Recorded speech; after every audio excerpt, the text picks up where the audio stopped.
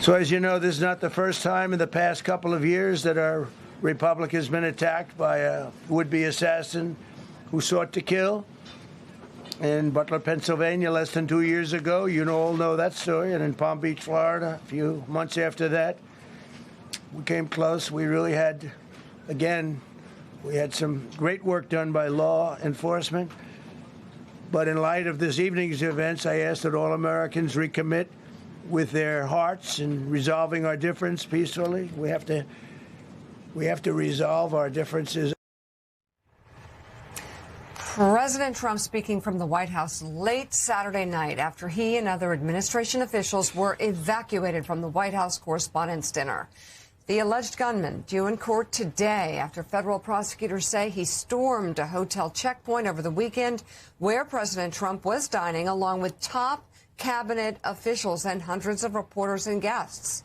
Joining us now, Democratic Senator Richard Blumenthal of Connecticut. He's a member of the Armed Services, Homeland Security, and Judiciary Committees. And I'd like to start there, if I could, Senator, given that you are on the Homeland Security Committee, given that the initial reports show that the shooter seemed to be targeting the administration, given the fact that we are at war right now, from a Homeland Security perspective, any concerns about how this all played out? I mean, given the fact that the Secret Service did their job and they were able to stop the gunman, but bigger picture, we had so many members of the top tier of our administration in this hotel.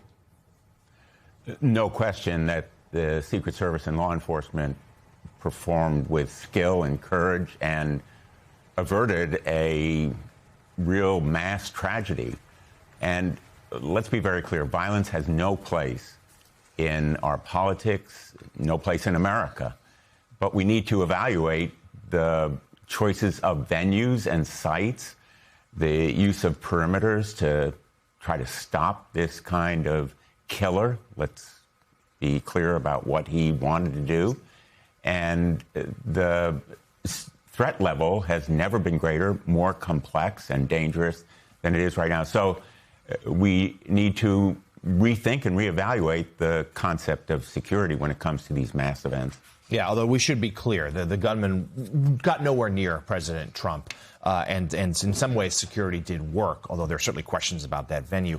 We wanted to ask a quick talking point that emerged among Republicans this weekend was that, well, because the Department of Homeland Security is not funded right now, that therefore events like this are that much more at risk. Can you talk about that? The Department of Homeland Security is funded.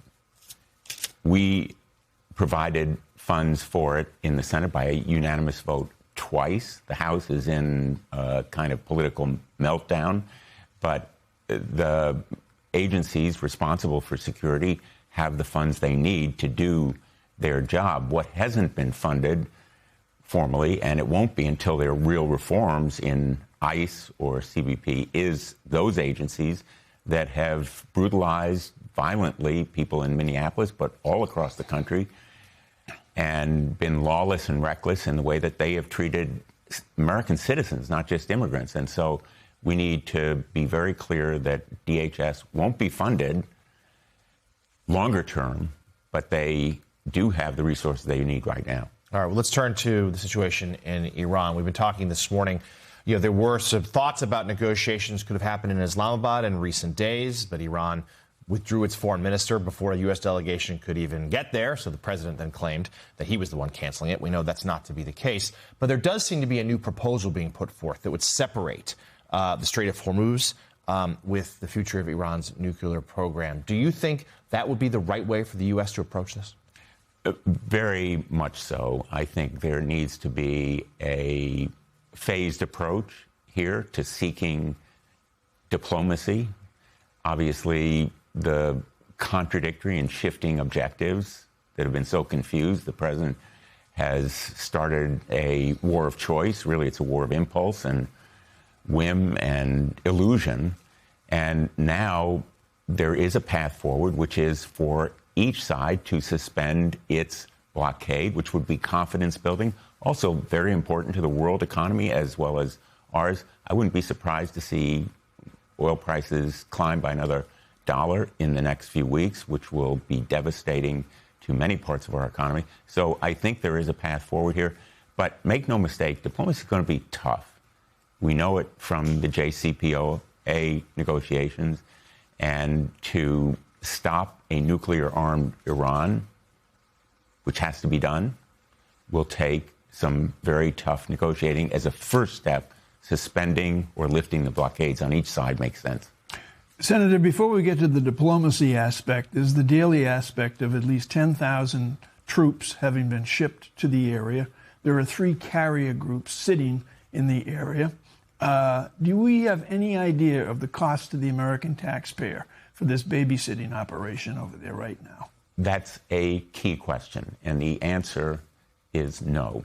We have no accurate or clear idea as to what the cost is militarily. Obviously, there's a strategic cost, as Richard Haass just said so well, but dollars and cents, I think we've been lowballed by the administration, but mainly stonewalled and stymied in trying to get to the cost.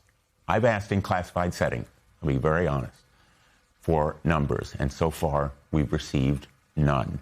And I think my Republican colleagues are becoming as frustrated and exasperated and angry as I am about the failure to provide that kind of information. Chris Matthews, jump in next. Senator, let's look at how this war started. If you look at the New York Times coverage, which has not really been challenged, it's about an hour-long meeting with Bibi Netanyahu sitting in the Situation Room with Donald Trump and making the case, a number of cases, but one of the cases was, we will overthrow that regime if we act now. If we attack now alongside Israel, we will overthrow that regime. That hasn't happened. That is a reality. We are still stuck with that same regime. Now, that condition, which was going to mean we wouldn't have to worry about the Strait of Hormuz, isn't there. So we're going back to where we started. In other words, this war will be, the goal of this war will be to get the Strait open, and it already was open before we went to war. So what have we accomplished? Well, we've accomplished nothing so far except weakening Iran in conventional military strength. We've destroyed a lot of their missiles and drones and probably their production capacity, but by no means eliminated or obliterated it. But what we have failed to do is accomplish any of those shifting contradictory objectives, whether it's regime change or securing the enriched uranium or even stopping Iran's proxies like Hezbollah and the Houthis, which still have capacity. The point here is that this war was begun with very false assumptions that regime change could be accomplished as quickly as seizing Maduro in Venezuela. And if anything, the regime has been hardened in its intentions and its resistance to eliminating its nuclear arsenal and hardened in its determination to hold the world hostage, in effect, economically. So I think we have to recognize that escalation, bombing, 30,000 feet, war is not going to accomplish any of those objectives. Diplomacy, a path forward through suspending the blockades on each side provides a confidence-building and also economically advantageous path forward. All right, Democratic Senator Richard Blumenthal of Connecticut, thank you very much. Thank you, Senator, for coming on the show this morning. We appreciate it.